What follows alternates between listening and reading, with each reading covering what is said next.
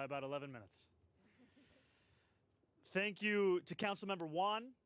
Thank you to Assemblymember Valdez, to Senator Gonzalez, and Borough President Richards for being here today. And thank you to Dianira Del Rio from the New Economy Project. Thank you also to our incredible Attorney General, Tish James, and our incoming Speaker, Councilmember Julie Menon.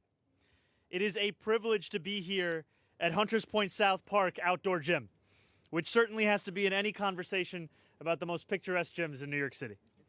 There are many in Long Island City for whom this gym is a refuge, a place where they can come to exercise, to free their minds, to blow off some stress.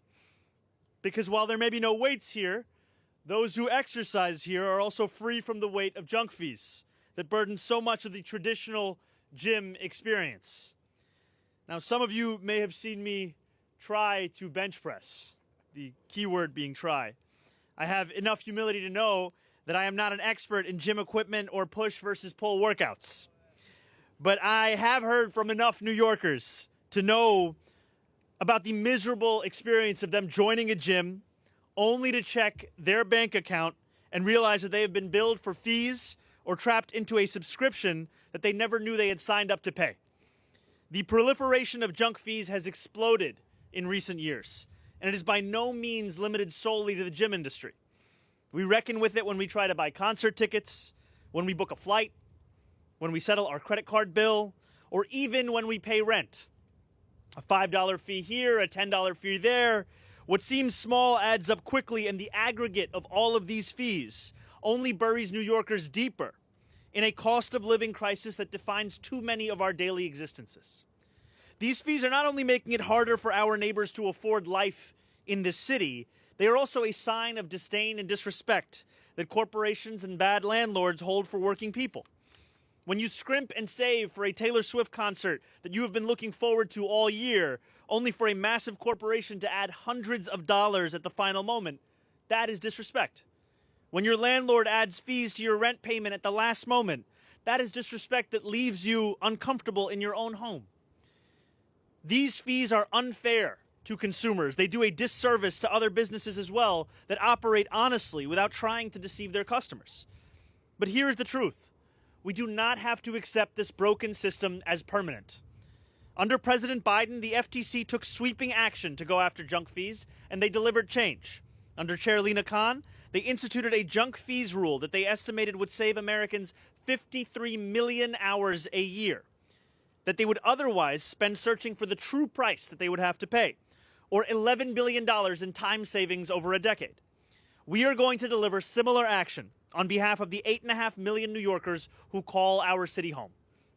Today, I am proud to stand with so many leaders across our city and our state as we sign an executive order that will target those same junk fees and deceptive practices right here in our city. I am joined by Sam Levine, our Commissioner of the Department of Consumer and Worker Protection, who served until last January as the Director of the FTC's Bureau of Consumer Protections. Put simply, there are few people in our entire country, if any, who have as much experience leading this work and achieving meaningful results as Sam does. This executive order has three components. First, it will establish a citywide junk fee task force chaired by our Deputy Mayor for Economic Justice, Julie Su, and DCWP Commissioner Sam Levine to advance this work.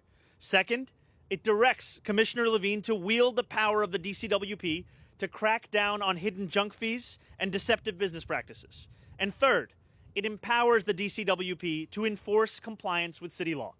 When businesses seek to circumvent and violate both existing and new junk fee rules, Sam will have my full backing to pursue enforcement actions. We are also signing a second executive order to crack down on subscription tricks and traps. I am directing DCWP to monitor, investigate, and enforce violations related to these very tricks and traps. We will make recommendations to the City Council so that we can devise legislative solutions to these deceitful practices. And we will coordinate with our partners, including the Law Department and our very own Attorney General Tish James, to ensure coordination across government in this effort. It is hard enough to live in New York City without having to worry all the time about whether you're being ripped off. Our affordability agenda is also about an agenda of dignity, and there are few things more undignified than feeling taken advantage of by someone you are already paying. These are the first steps towards a future where New Yorkers know that they are getting what they're paying for, that companies are not draining their budgets with impunity, and where city government takes meaningful, tangible actions that materially improve the lives of New Yorkers across the city. Thank you very much. And now, our Attorney General, Tish James.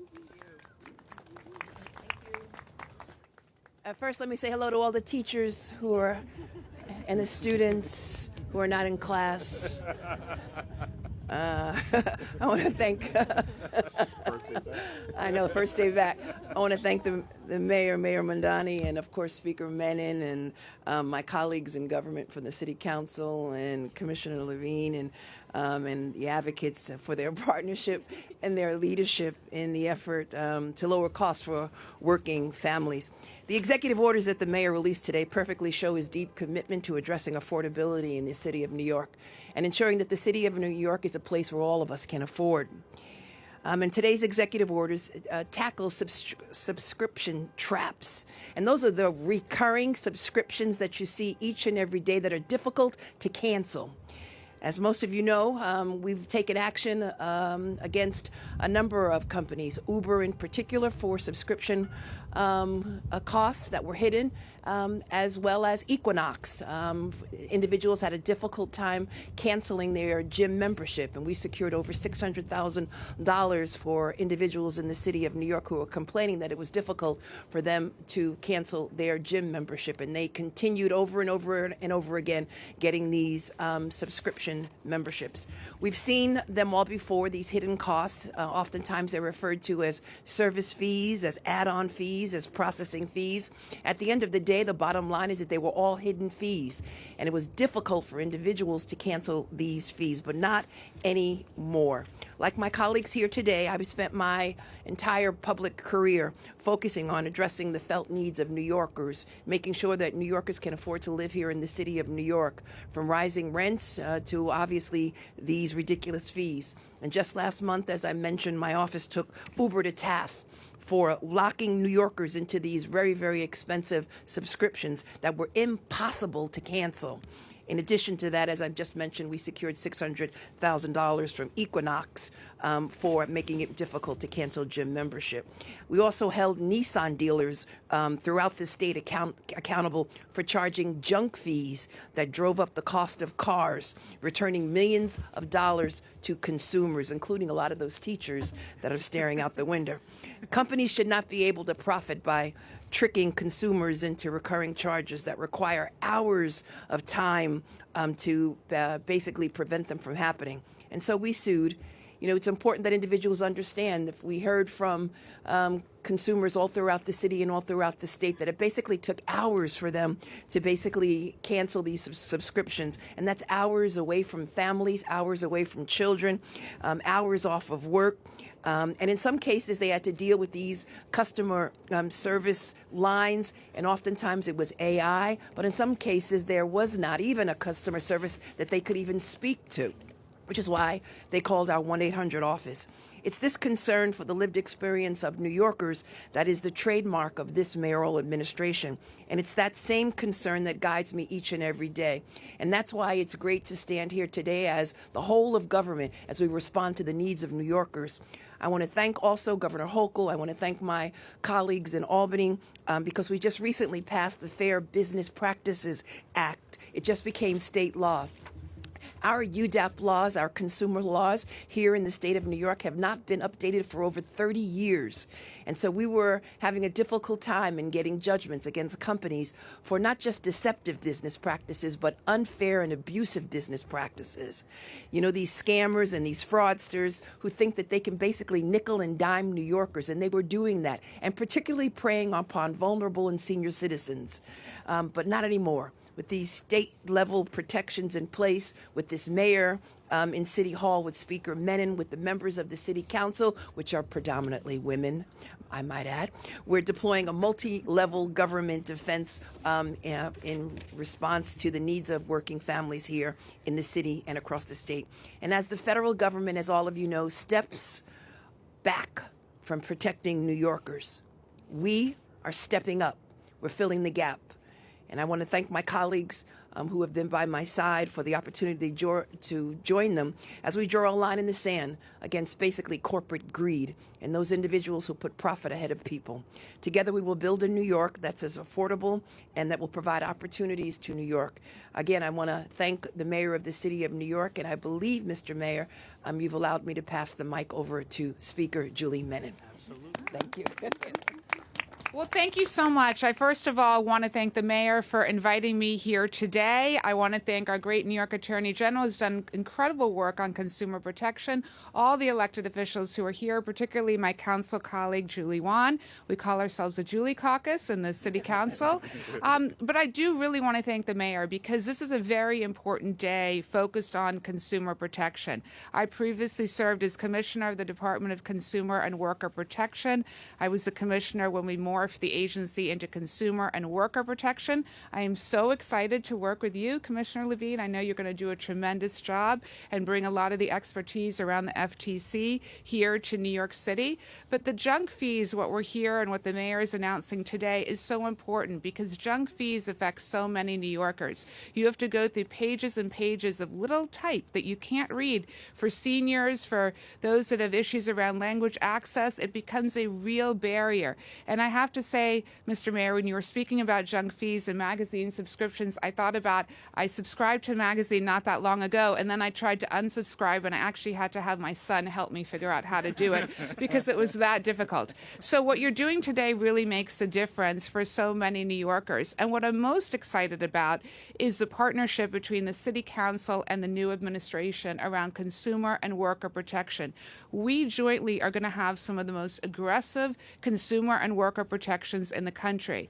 Recently, I had a conversation with the mayor about a bill that I'd introduced 6 months ago into the council to prohibit dynamic pricing in food establishments. This is a type of work collectively in partnership that we are going to be able to do to be able to protect New Yorkers. So thank you so much for having me here today and really look forward to continuing to work on these very important issues.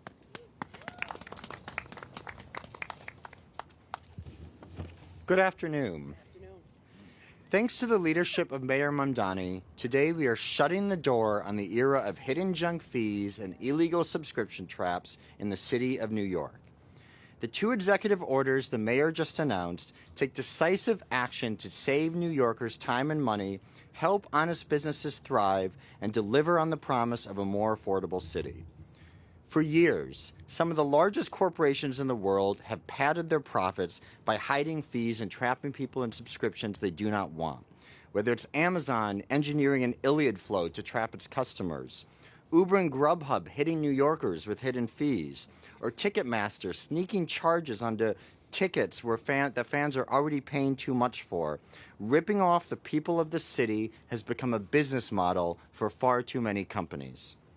Starting today, the Department of Consumer and Worker Protection and the citywide Junk Fee Task Force will bring a whole-of-government approach to stopping these abuses, putting money back in people's pockets, and leveling the playing field for honest businesses. Let me be clear. Mayor Mamdani has charged us with using all of our tools to crack down on these abuses, and we will. But to all the businesses that continue to rip off New Yorkers with these practices, stop now. It is already illegal to hide fees and trap people in subscriptions. We will not hesitate to bring enforcement actions under our existing authority. Don't wait for a subpoena. Do right by your customers today. And for those not tuning in today, don't worry. In the days and weeks ahead, we will be putting businesses across the city on notice. Follow the law or face significant consequences. And to the people of this city, if you are being trapped in subscriptions or fleeced by junk fees, tell DCWP. We want New Yorkers to be partners in our effort to make the city more affordable. I am deeply grateful to incoming Speaker Menin, a longtime champion for consumers and former leader of this department, for backing this effort. And I'm proud to stand alongside Attorney General James, the best AG in the country, for being truly for being a national leader in fighting for consumers. I look forward to working with the Council and with the Attorney General to deliver on this bold agenda. Thank you for the opportunity to be here, and it's now my honor to introduce another fierce champion for consumers, Deyanira Del Rio of the New Economy Project. Thank you. Thank you so much. Thank you, Mayor Mamdani and Attorney General Tish James, to Commissioner Levine, and welcome to New York, and incoming Speaker Julie Menon for taking strong action today with these executive orders to crack down on predatory subscription fees and other junk fees that are draining New Yorkers' paychecks, their public benefits, and really extracting tens of millions of dollars in wealth from low-income and immigrant and Black and brown communities across our city every single year. These problems are not only making life, day-to-day life, harder for New Yorkers, but they're serving to fuel the affordability crisis and widening racial and economic inequality. At New Economy Project, we've worked for 30 years with community groups and low-income New Yorkers across our city to fight back against financial extraction, predatory fees, and all sorts of other abuses that really are pervasive across our economy, from our banking system to our grocery shopping and beyond, that unfortunately the New Yorkers who have the least are too often paying more, including often for inferior or predatory services. We are thrilled to work with this new task force, with everyone here today to take this on, particularly in the context of the Trump administration's continued dismantling of critical regulations and agencies. We need New York City and New York State to work together like never before to protect New Yorkers from this kind of unleashed exploitation. And we're looking forward to doing exactly that in the coming years. So thank you. Okay, we're gonna go sign the DA.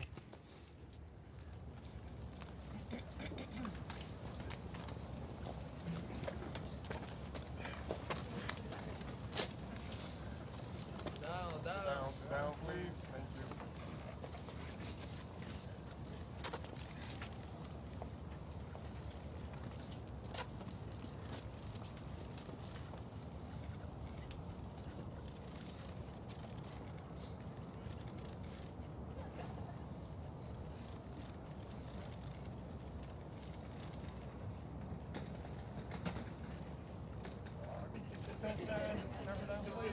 iPhone.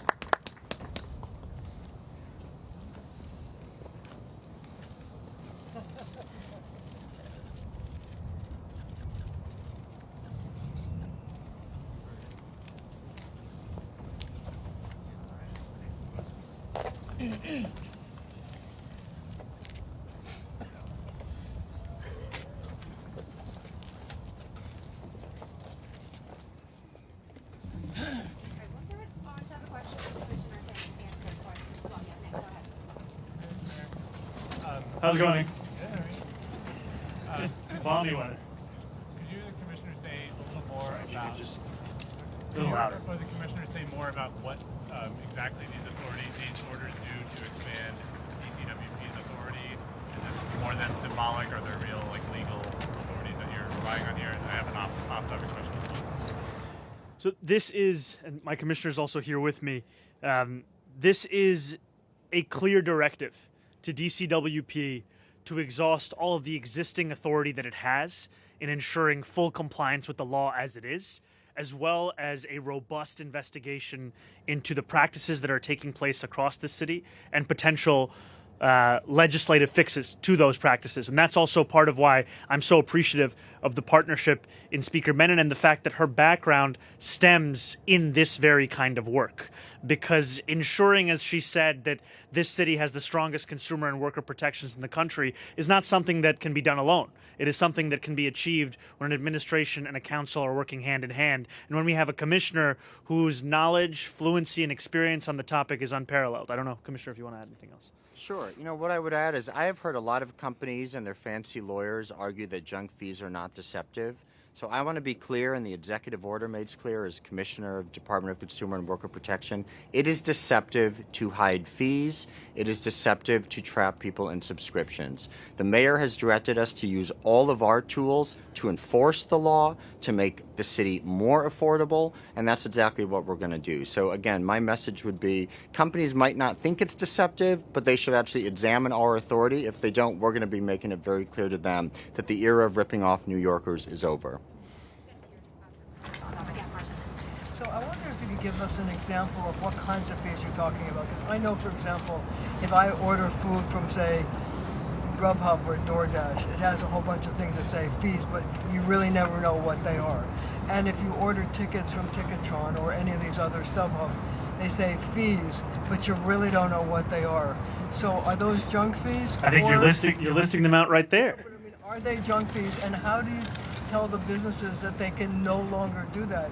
And is the second part of the question, is there any estimates of like how much each individual New Yorker is hurt by these junk fees, both individually and as the citizens of 8.5 million people in New York? Well, I think first I want to make clear that we are so lucky here in this city to have an Attorney General like Tish James, who provides us in her work an example of the very kinds of fees that have been charged under the guise of legality when in fact they are blatant attempts to rip New Yorkers off. I mean, the Attorney General went through fees when it comes to ride-sharing agencies, fees when it comes to car dealerships, fees when it comes to gyms.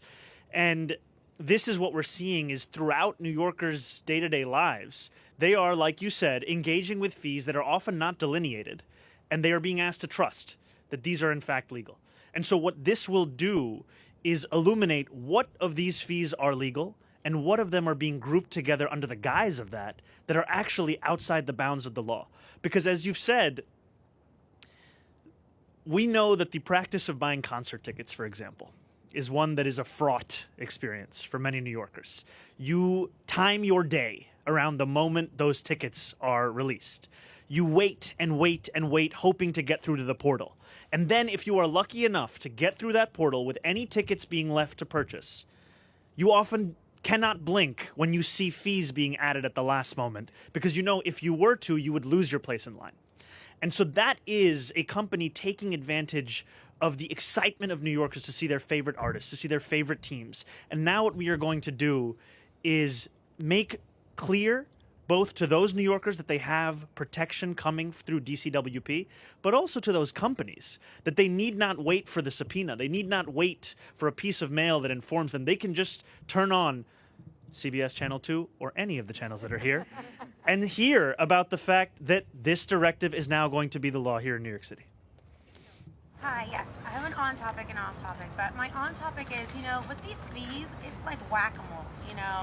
They could add it to the administration fee. They could say if you pay with your card, we need to charge you $2 extra. Some people don't even know that their bank accounts are being charged that extra fee. I mean, how do you go after that part? Because I think that's where New Yorkers are being charged and are unaware. You know, I think a lot of this comes down to a sense of impunity, frankly. If you allow companies to violate the law on a regular basis, the lesson that they will learn is that they can continue to do so at an ever-increasing scale. And the importance of taking action today, learning from the example that we've seen at a federal level, at a statewide level, is to finally have New Yorkers be able to trust that they are paying for exactly what it is that they are receiving and that they are not being trapped into fees. I mean, how many New Yorkers find out only when looking at their bank statement that they're still paying for a subscription that they thought they had canceled years ago? And I think, like the speaker said, it's not just about money. It's also about time. You know, when the FTC took this action, one of the ways they measured it is in time being saved. I cannot tell you the time that I have spent trying to figure out what I'm signed up for and how to get out of it. And that is something that New Yorkers just don't have the time for, so they eventually say, whatever, I'll pay this $3, I'll pay this $4, I'll pay this $20. That's not a way that we actually have to live any longer. And I'm so glad to have someone with the national experience here in New York City in our commissioner to take this on. Off topic. On topic? Yes. Okay, go ahead. You don't have a deputy mayor for economic development. I was wondering if you can explain your thinking on that, and how do you balance regulating bad actors in the business community while encouraging the good employers to invest and grow in the city? Who is their point person in their administration if they have questions? Their point person will continue to be our Deputy Mayor for Economic Justice, Julie Su. We as an administration are focused on not only generating prosperity and continue to do so here in our city, but also in ensuring that that prosperity reaches the lives of each and every New Yorker who calls the city home. And I am excited by this action, not just for what it does to protect consumers and workers, but also, frankly, businesses that are law-abiding. We see so many businesses who are following the regulations as they are, and then they look at someone across the street who's violating them, and then they ask themselves, what am I doing? Why am I the chump at the end of the day? And what this does is actually show that that is the correct way to approach business in New York City. That is the kind of business that deserves our support. This is the business that has to get into compliance. This is not about punishment. It's about compliance. We want people to follow the law as it is so that New Yorkers can thrive in this city. Thank you. Hi, Mr. Mayor. Hi, Melissa. How are you? Nice to see you. We have heard you say that there's been a restructuring. We see it in the executive order that you issued. And you've also said that the police commissioner's role won't change under that, but it's getting a lot of attention. Some people still believe that you're demoting your police commissioner. I just want to know, can you tell us a little bit more about the thinking behind the actual reorganization, and specifically to whom will your police commissioner report? My police commissioner will continue to report directly to me. My police commissioner, just like my school's chancellor, will report directly to me. The executive order is in terms of the question of coordination. This is reporting, continues to be directly to the mayor.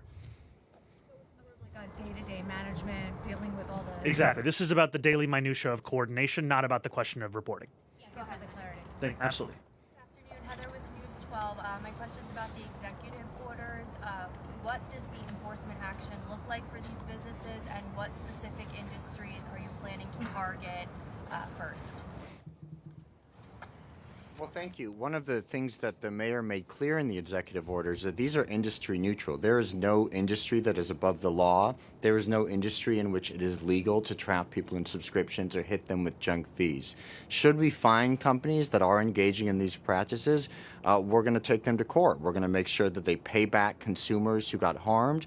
We're going to make sure they pay a penalty to the city for breaking the law. And we're going to make sure that they're not allowed to continue ripping off New Yorkers. So we're going to be looking across the marketplace to make sure people aren't getting ripped off. And we're prepared to use all of our tools to make that a reality. Quick on topic and then quick off topic. Why not? On topic-ish. Ish? Ish. Well, okay, it's the FIFA dynamic pricing thing that Yes. we talked about. We'll take.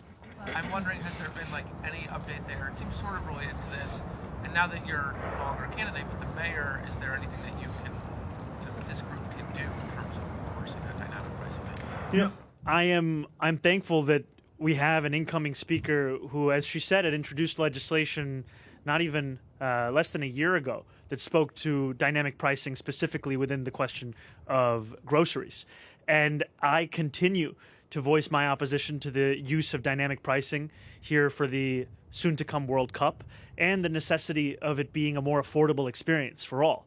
And I look forward to the conversations, ones that have already begun, both internally and externally, in making that case. Because what we are seeing, I had a New Yorker the other day come up to me and ask me if there was any way I could help him get World Cup tickets, because he was saying that the cost that he saw for a game was $600, right? This is increasingly out of reach. We have made what used to be a working class game into a luxury experience. And there are too many for whom it doesn't matter where the World Cup is being played in the world, they know where they're going to watch it. It's TV. And we want to ensure that there are more experiences available to each and every New Yorker. Just on topic, real quick. I know you were asked about this over the weekend, but I'm wondering if there's been any updates at all in terms of the transportation of Maduro from Brooklyn to Manhattan, arrived by helicopter in court today, is my understanding. Have you got any information about whether or not that's going to be routine, or are they going to shut down the bridge as they did with El Chapo? So I continue to stay in constant communication with my police commissioner and the NYPD, and my job as the mayor of New York City is to ensure that any federal action has a limited impact on the day-to-day lives of New Yorkers, and that's what we're going to continue to deliver on. Just a quick off topic. Hi, Mr. Mayor. How are you Hey, doing? how's it going, Joe? Good. I was wondering if you could give us any updates on your security clearance. And on the timeline, do you sense anything is like amiss or unusual, or does it seem like this is the standard course of business? And since you don't have it yet, can you walk us in a little more detail about how you're getting information and what kinds of information? Absolutely. Everything is going as according to a typical timeline. I'm in the process of applying for that clearance, and I'm also thankful that there are senior members of my team that already have that clearance thanks to past positions that they've held. And so as a result of that, New Yorkers have nothing to fear about my ability to both represent our city and also to deliver for it. Have that, like the police commissioner and some other... And my chief counsel. Okay. Great, and then we have one more item. Yes, we do have another item, which is... As New Yorkers know, junk fees, you don't always know where they are. They surprise you at the last moment. And so I would invite members of the press to look underneath their chairs and to find a very example of a junk fee just like that.